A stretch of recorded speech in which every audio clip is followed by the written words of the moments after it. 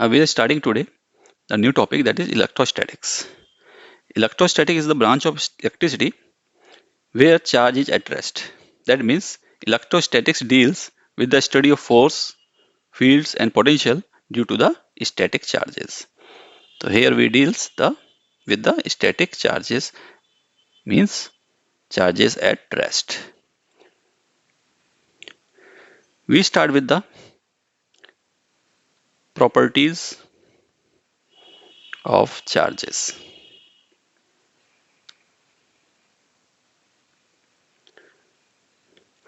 Charges are of two types.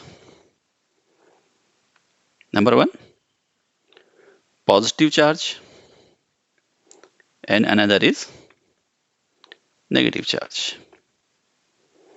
By convention, protons are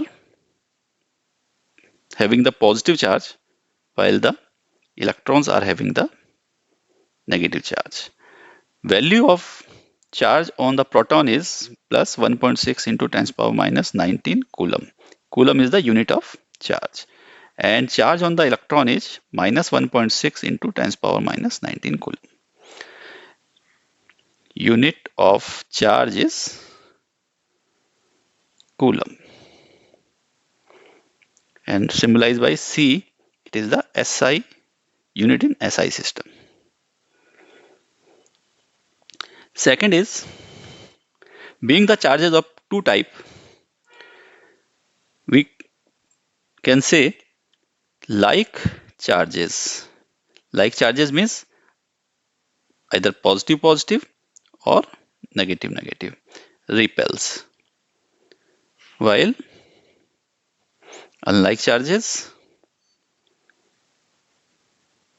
attracts. Unlike charges means one of the charge is positive and another charge is negative. If they are the similar type of charge, they will repel, and they are different or unlike charges, they will repel. Third is,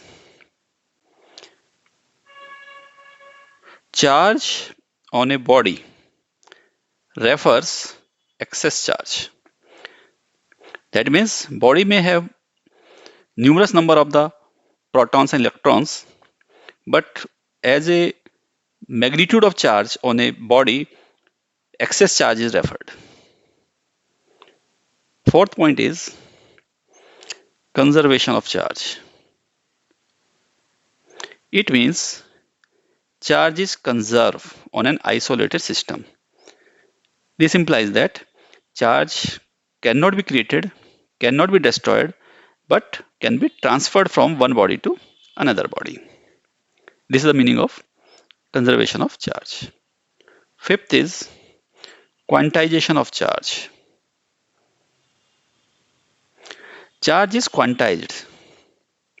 It means charge is not continuous but in the discrete packets. If a body has a charge capital Q, then it will be equal to plus minus Ne. Plus if charge is plus and minus if Q is minus. E is the fundamental charge or the very elementary charge or smallest charge, and its magnitude is 1.6 into 10 to the power minus 19 coulomb. And this Q will be the integral multiple of this smallest charge. N is the integer. That means charge on a body can be either E, 2E, 3, 4E and so on, but it cannot be 1.5E, 1.7E and so on. 6. Additivity of charge. It means charges are additive. We can add them with sign, meaning if Q1 is positive and Q2 is negative, then we add Q1 plus minus Q, that is Q1 minus Q. It will give the net charge on the body. So charge is additive. While adding, we have to put sign, charge with sign. And out of these properties, one of the most important property is conservation of charge. This property will be used in various problems. So we have to remember that conservation of charge means charge cannot be destroyed, cannot be created, but it is only transferable. If a system is isolated system, then overall charge of the system will be constant. Next, conductor versus insulators.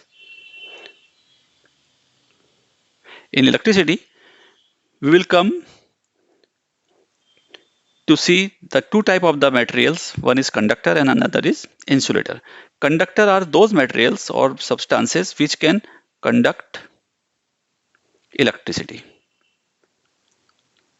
It means they have high conductivity, while the insulators have low conductivity or zero conductivity.